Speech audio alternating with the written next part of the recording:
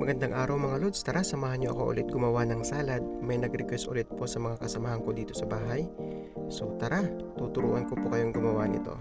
So nag-slice na po ako ng mga green na apple, celery, tapos yung seedless grapes po. So pipigahan po natin ng half lemon yan. Okay, halo-haluin lang po natin. Yan. So meron din po tayong ilalagay yung manibalang na mangga. Yan po.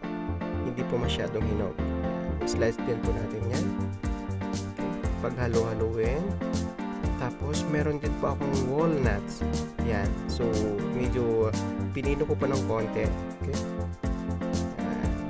I-mix lang po natin ng maayos. Okay. Then yan na po siya. Yan. Sunod na gagawin po natin is yung dressing natin. Maglagay po tayo ng apple cider vinegar. 1 teaspoon lang po yan.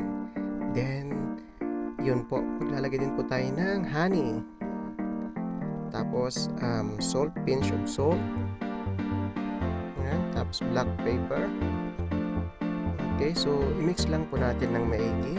Yan, okay na po yan. So, yun po yung consistency na gusto natin. Tapos, i-drizzle lang na po natin, drizzle po natin dun sa mga prutas na hinalo-halo po natin kanina. Yan.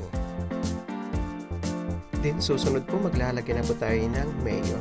So, maglagay po tayo ng 2 tablespoon or kahit mas marami pa ng konti para ma-cover up po natin yung mga prutas po. Yan. So, halo-haloin lang po natin.